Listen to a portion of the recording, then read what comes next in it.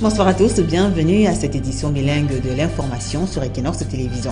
Florence Ntanding, bonsoir à vous. Good evening to you, Julunge. Thanks for joining us. After Makepe, Misoke comes the turn of Bikobo 1, Douala 3 municipality. Houses have been earmarked for demolition, an exercise that begins this coming week. 280 newly graduated medical students from the University of Buea have been told to be masters of their own destinies and adapt themselves in any environment in which they find themselves in. The call was made by the Minister for Higher Education, Professor Jacques Famdongo. It was during the graduation ceremony of the students. Stand by for this and more in this edition of the newscast. Les casses se poursuivent dans la ville de Douala. Après le quartier Makepe-Misoke, situé dans le 5e arrondissement de la capitale économique, cette fois-ci, ou plutôt dans 72 exactement, ce sera au tour de quelques quartiers de l'arrondissement de Douala 3e de payer les frais. Et quelques maisons d'habitation construites dans les zones à risque seront démolies. Prescription faite ce jour par les autorités administratives au cours d'une descente au village de Bikobo 1, c'est un Doghem dans le 3e arrondissement de la ville de Douala.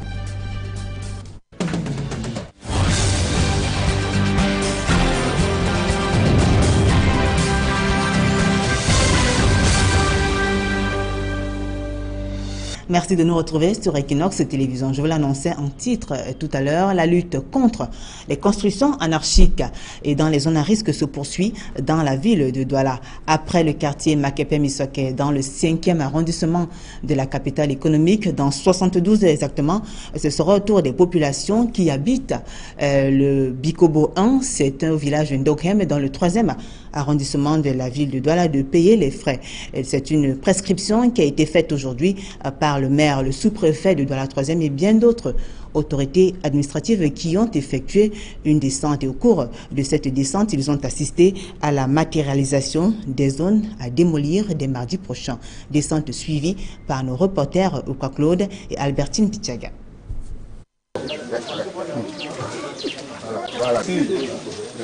C'est désormais clair pour les habitants de cette maison.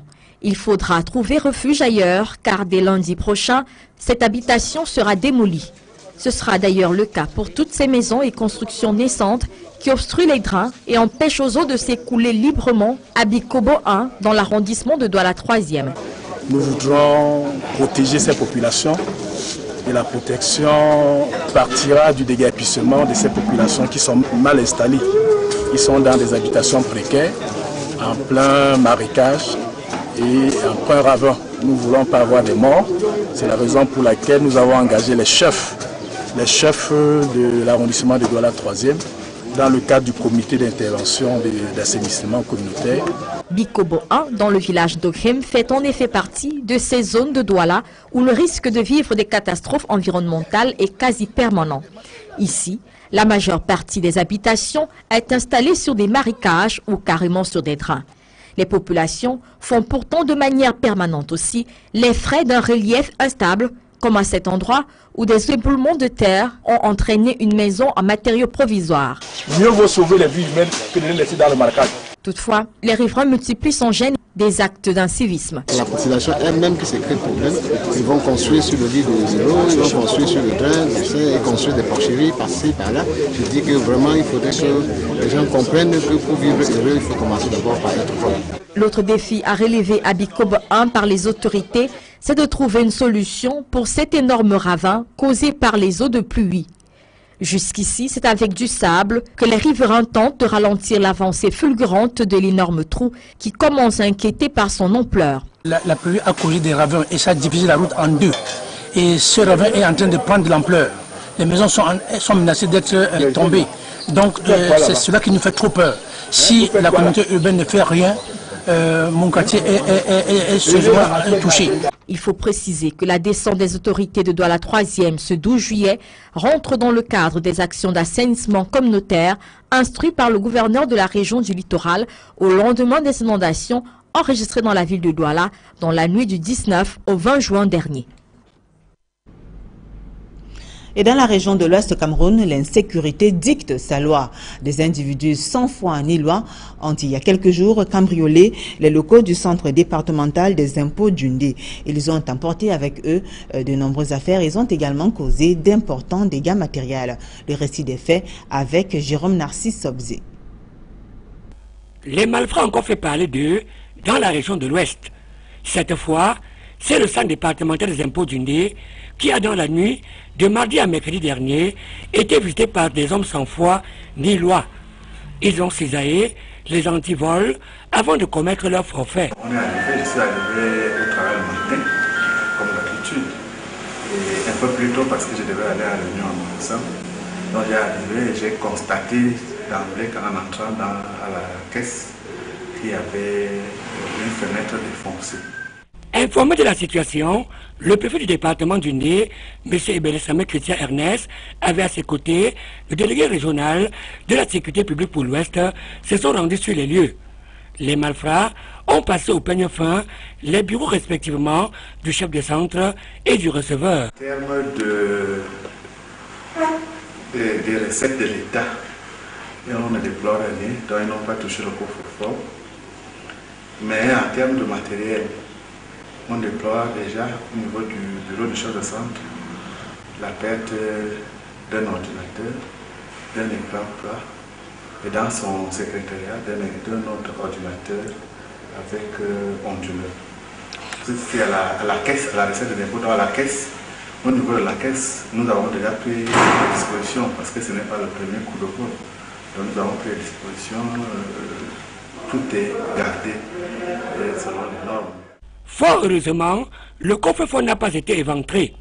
Ce n'est pas la première fois que ce bâtiment est visité par des malfrats aidés dans leur sombre besogne par un manque intolérable d'électricité. Nous restons dans la région de l'Est et c'est plutôt une bonne nouvelle pour les populations du village Fenoung, dans la région de l'Est, donc le département d'Undé. Ce village qui retrouve peu à peu ses lettres de noblesse. Sevré depuis pratiquement 10 ans, le nouveau souverain du village Fenoung a été installé. Il est âgé de 23 ans et il s'appelle Sa Majesté Kamga Ndike Donald. Au cours de la cérémonie de son installation, il a prôné pour la cohésion sociale entre les fils et filles du village Fenoung. Retrouvons une fois de plus Jérôme Narcisse Sobzé pour plus de détails. Une nouvelle part de la dynastie des ressortissants du village Fenoung dans la région de l'Ouest, département d'Undé, vient de s'ouvrir. 10 ans après le décès du défunt chef, Sa Majesté Toukam Ndike Robert, les fils et filles de ce village ont enfin décidé de mettre de côté leur orgueil et d'une seule voix introniser le nouvel homme fort du village. Âgé de 23 ans, il a pour nom Kamga Ndike Fabrique Donald. L'esplendeur de la chefferie a été pour la circonstance le centre de toutes les attentions. Dans les forces vives, les élites intérieures et extérieures, les personnalités, notabilités, touristes et autres curieux ont pu une fois de plus apprécier quelques diversités culturelles d'un peuple longtemps plongé aux confins des oubliettes. L'autre temps fort fut le culte qui a été dit par la haute hiérarchie de l'Église évangélique du Cameroun, représentée par son secrétaire général, le révérend professeur Angel Samuel. Allez dans la gloire de ce Dieu, allez et servez ce Dieu par le service du prochain, au nom du Père, du Fils et du Saint-Esprit. Au bas des allocutions, tous les orateurs sont allés dans le même sens, à savoir la recherche d'une cohésion forte pour enfin booster le développement du village. En retenant de gagner son trône à la tribune, le nouveau chef esquissera quelques pas de danse fort applaudis et donna ainsi le signal aux populations qui débordaient de virtuosité.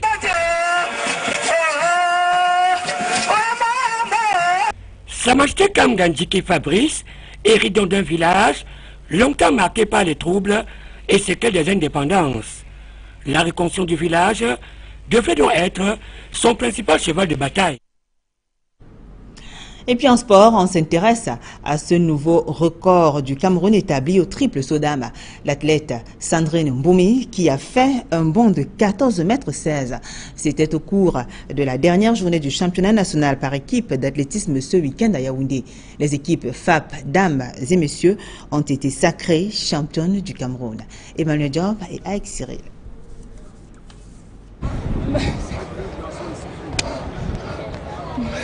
Elle peut remercier le ciel. Mélie Sezemo, l'athlète des forces armées et police, vient de remporter les 10 000 mètres dames sur la piste du stade Omnisport Amadou Ahidjo de Yaoundé. C'est bon ça, c'est bon. Son coéquipier de FAP, Mohamed Bachir, Camerounais d'origine et Tchadien de nationalité, a pour sa part remporté la finale du 400 mètres messieurs. La finale d'aujourd'hui, c'est allé très vite avec les différents athlètes d'ici. Et c'est vrai, ils m'ont aidé aussi un peu à accélérer. Paraît-il que j'ai des coureurs aussi de 200 mètres qui ont fait 400. Et je me suis réservé hier, j'ai fait 47. Et je sais qu'aujourd'hui, je peux faire aussi mieux que 47. Et le deuxième avait 48. Et c'est ça qui était sûr qu'au départ, il allait gagner la course. Merci à la particularité de mon club FAP. Je vais dire merci au coach Foto, au coach Eboumois, particulièrement au coach Pecho Désiré qui fait des mains et des pieds pour que les résultats comme celle-ci puissent se suivre. Plusieurs disciplines étaient au programme du 6e meeting interclub d'athlétisme du Cameroun. Les courses de fond et de vitesse, le lancer de poids, le lancer de javelot, le saut en hauteur, le saut en longueur et bien d'autres. Comme le jour des résultats, les larmes coulent pour certains athlètes, mais pas pour FAP, sacré champion du Cameroun en dames et en messieurs. Les résultats que vous venez d'évoquer n'est pas un fait de hasard. Je voudrais ici tourner mon regard vers le ministre délégué à la présidence chargée de la Défense qui a impulsé une redynamisation du mouvement sportif national au sein des forces de défense camerounaises. Chaque club a un président et les entraîneurs avec les différentes méthodologies d'entraînement, les jours, les heures d'entraînement et également les moyens y afférents. Voilà ce qui fait la force des clubs FAP. Avec une performance de 14,16 m, Sandrine Mboumi établit un nouveau record au triple saut dames et devient l'une des principales armes du Cameroun pour les compétitions internationales. Depuis l'année dernière, avec la médaille d'or au championnat d'Afrique, c'est clair que je fais partie, comment on va dire, des athlètes, des potentiels. On va dire cela comme ça. Donc cette année, nous allons préparer le championnat du monde. Nous sommes en train de préparer le championnat du monde actuellement qui aura lieu le 22 août. Et après, suivant les Jeux africains. Et puis, bon, on espère donner le meilleur et rapporter des médailles pour le pays. Le 6e meeting interclub d'athlétisme marque la fin du championnat par équipe. Une esquisse de bilan s'impose. C'est un bilan globalement positif parce que nous avons pu avoir un maximum d'une trentaine de clubs et également plus de 300 athlètes. Au jour d'aujourd'hui, nous avons 25 athlètes qui ont réalisé les minima, alors que il y a de cela 2 mois, on était encore à une douzaine. 3 rendez-vous majeurs attendent maintenant les athlètes camerounais. Le championnat d'Afrique centrale du 7 au 9 août à Yaoundé, le championnat du monde du 20 au 30 août et les Jeux africains en septembre prochain à Brazzaville. Et puis en sport football, démarrage plutôt timide pour les Lions indomptables juniors. Elles ont fait match nul 0 but partout contre l'Éthiopie cet après-midi au stade Omnisport Amadou Ahidjo de Yaoundé. Le match comptait pour la phase allée des éliminatoires de la Coupe du monde féminine des moins de 20 ans. La qualification se négociera au match retour en Éthiopie. Je vous propose à présent de suivre le coach Kamdem. Il est donc le coach des Lions juniors. Il regrette le manque de réalisme de ses pouliches. Il s'exprime au micro d'Equinox Télévision.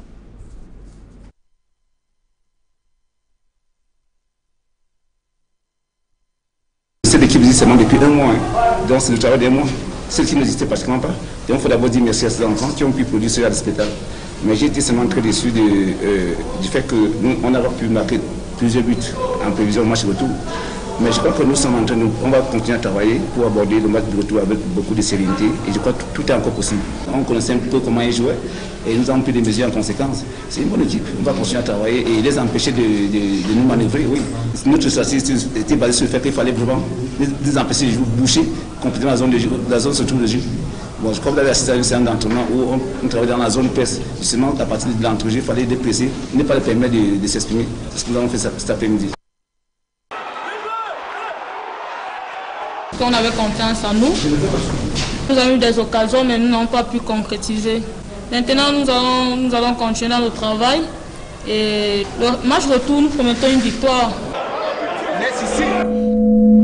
Voilà, vous avez donc suivi tour à tour le coach et la capitaine des Lions Indomptables juniors qui s'exprimaient quelques temps seulement après la fin du match qui a opposé la sélection camerounaise à la sélection éthiopienne. Et toujours en sport football, 23e journée du championnat de Ligue 1. Le Coton Sport de Garoua, intouchable à domicile, creuse l'écart au sommet du tableau avec 50 points.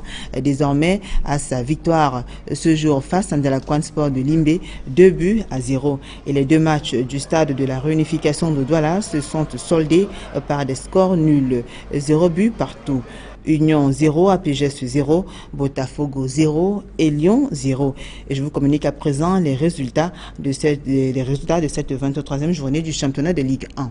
À Douala, USD 0, APGS 0. À Douala également, je vous l'ai dit, Botafogo 0, Lyon blessé 0. À Bafang, dans la région de l'Ouest, Unisport 3. Tonnerre Kalara Club 0, Ambouda Betos 1, Astre 0, à Garoua Coton 2, Ndelaquan 1, à Banganté dans la région de l'Ouest, Panthère a pris le dessus sur New Star, 1 but contre 0, à Bafia, match nul entre Cosmos et UMS, 0 but partout. Et dès demain à Yaoundé se joueront Dragon contre Yossa, Canon qui croisera le fer contre Fovu. Premier dans le classement, Coton Sport qui enregistre 50 points. Deuxième, Botafogo avec 42 points. Troisième, New Star, 38 points. Et enfin, Tonnerre Clara Club qui a 12 points. Et pour être plus complet sur l'actualité sportive, on s'intéresse à présent au basketball. Le Cameroun qui prépare les Jeux africains et l'Afrobasket 2015. Les équipes nationales dames et messieurs sont en stage depuis près d'un mois au Palais des Sports de Yaoundé avant de mettre le cap sur la Chine et l'Italie pour peaufiner leur préparation. Joueurs et encadreurs affichent leur détermination. Ils ont été suivis par nos reporters Élisée Mbogba et Aïk Cyril. Sur le parquet du Palais polyvalent des sports de Yaoundé, les équipes nationales de basketball du Cameroun préparent les Jeux africains et l'Afro-Basket 2015. Vous savez, dans la vie, pour arriver à la sélection, il faut travailler dur. Donc je ne peux pas vous dire que c'est facile, or que ce n'est pas le cas, donc c'est dur. Mais on fait tout pour se concentrer, on espère qu'on va continuer dans cette lancée, toujours dans cette concentration, parce que je pense que c'est la concentration et la discipline qui va nous ouvrir la route. Pour l'instant, ça se passe super bien. On travaille très très dur. Le groupe se remplit et se durcit au fur et à mesure des semaines. Il y a encore quelques joueurs qui manquent, mais on commence déjà à avoir une bonne ossature dans l'équipe. Lions et Lionnes de la balle orange sont en stage depuis le 15 juin dernier. La préparation va connaître un point d'orgue avec le déplacement annoncé en Chine pour les messieurs et en Italie pour les dames, en vue de disputer des matchs amicaux d'envergure. C'est avoir beaucoup plus de concentration et avoir des sparring partners fiables. On a 7 matchs amicaux. Et dans les 7 matchs amicaux, vous comptez pratiquement 4 universités américaines qui sont venues faire la mise au vert. Donc c'est de très bons sparring partners pour pouvoir peaufiner l'équipe et savoir qui est vraiment en train de mouiller le maillot pour défendre les couleurs du Cameroun. Nous avons déjà un petit tournoi qui va venir d'ici peu. On a axé un peu le travail sur une préparation générale. Vous savez, beaucoup de ces joueurs ont fini le championnat un peu tôt et il fallait les remettre encore en jambes. Avant ces 2 déplacements, tout est passé au peigne fin. Ici, par exemple, l'accent est mis sur les lancers francs. Les techniques de défense et d'attaque aussi ne sont pas en reste.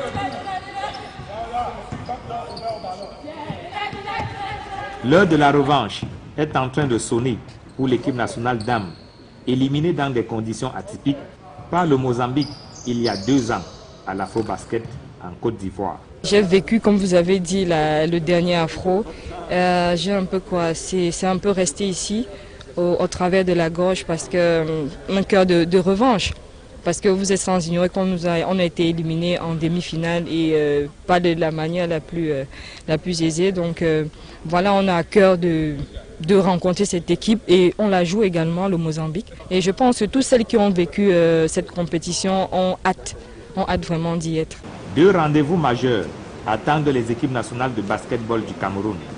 Les dames et les messieurs seront à Brazzaville en septembre pour les Jeux africains. 1 mois après, c'est-à-dire en octobre, les dames seules seront à domicile pour l'Afro-Basketball Dame à Yaoundé. Voilà, la suite de ce journal, c'est avec vous, Florence Sontianding. Thank you, Julunge. Welcome to join us in the second segment of this news. The Minister of Higher Education has called on the 280 newly graduated medical students from the Faculty of Health Sciences, University of Buea, not only to yearn of working in big cities, but be ready to work in any part of the country to save lives. Professor Jacques Famendongo was speaking during the graduation ceremony he personally presided at in the University of Buea. From Buea, Derek Jatu reports.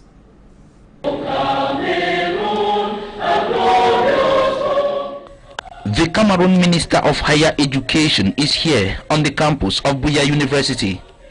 Professor Jacques Famdongo is here at the Rotinjomas Amphitheater to officiate the graduation ceremony of the 3rd batch of medical doctors, the 15th batch of senior nurses, and the 15th batch of senior medical laboratory scientists, product from that University Faculty of Health Sciences.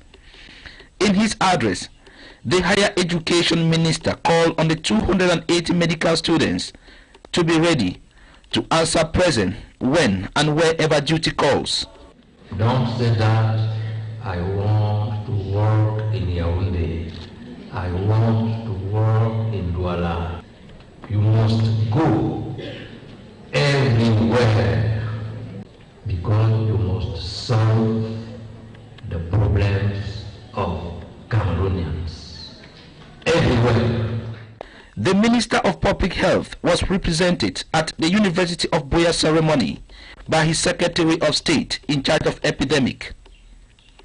To Dr. Nalova Lyonga, the Vice Chancellor of this university, it is a success story thanks to the teamwork that was engineered by Professor Ngowe Maxalen, the Dean of that faculty.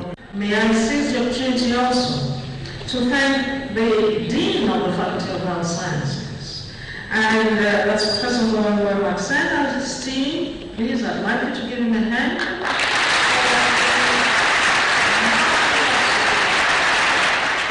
They must remain true ambassadors of the University of Buea, that which they promise to uphold.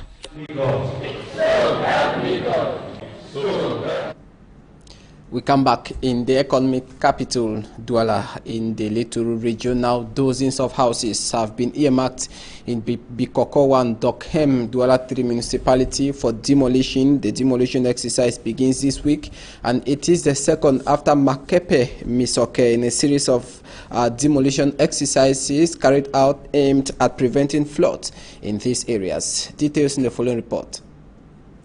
From Makepe Misoke in the Douala 5 municipality, since last July 6, it is a turn of Bikobo 1 in the Douala 3 municipality. There will be zero tolerance, official told us. Houses constructed along water paths have been earmarked pending demolition this Monday. Nous voudrons protéger ces populations et la protection partira du déguerpissement. Njoya Zakariao, Divisional Officer for Douala 3, supervising the work, is categorical on his declaration. Et encore avant, nous voulons pas avoir des morts. Those occupying space along drainage patterns will have to leave or be forced to leave. Those living beside the Dokhem Gully will also have to evacuate their premises. A great obstacle which needs urgent solution is the Dokhem Gully, which is already creating a valley. Et construire des porcheries par-ci, par-là. Je dis que vraiment, il faudrait que... Job Tofie Kwapnang, the mayor for Douala 3, is pleading with the population to leave the area or leave to face calamity. The move by local authorities is coming after the chief executive officer for Little Rule, Governor Joseph Betia Somo, gave firm instructions that houses constructed on water paths be demolished. It is part of measures to avoid another calamity like what inhabitants of the economic capital Douala, especially those in Douala 5 and Douala 3, witnessed a month back. In the nation's capital Yaoundé, the Cameroon Business Coalition Against Corruption has ended its partnership with German GTZ Corporation. The deal is halted at a time when more efforts are needed to stamp out corruption in the country. A ceremony was organized to mark the end of that partnership in the nation's capital Yaoundé. Present during that ceremony, our reporter Roland Akon. Take a listen to some of the faces of corruption in some public and private companies in Cameroon. Start with employment, where you think if your brother is not in it, it doesn't go. If a friend's friend is not in it, it doesn't go. If somebody doesn't know some other person, it would not work. For you to select a contractor and you have procedures in place, you jump start and select someone else who doesn't meet those procedures, something would have happened, and that first thing is corruption. Ralph Manyi says the words used during corruption in Cameroon are well known. Gombo, glissage, empo, all those little things. If one uses them and everyone understands, then every other person knows what corruption is. It gives the impression that it is not possible to do business in Cameroon without corruption, that the shackles of corruption are well entrenched in the business milieu in Cameroon. However, the Business Coalition Against Corruption and the German Corporation have been partnering since 2011 with some companies in Cameroon to stamp out corruption so as to improve on the business atmosphere in Cameroon. In Cameroon, there are so many things to do, to get to where we want to be. And we think the better part is training. Getting the industries, especially the small and medium-sized industries who cannot say no to corruption, to know that working together with the multinationals and the bigger industries, they can be helped to say no. Because if taxes that are supposed to be paid are paid, if money that is supposed to be invested is invested, if profits are high as expected, more jobs will be created for more Cameroonians to work. Companies have been urged not to comply to corrupt mechanisms and to have code of ethics against corruption. We now take you to news out of the country. Israel has freed a Palestinian prisoner who had held a 56-day hunger strike in protest at his detention. Khadr Adnan, an Islamic Jihad activist, had been held for more than a year without charge in Israel. Euronews has more.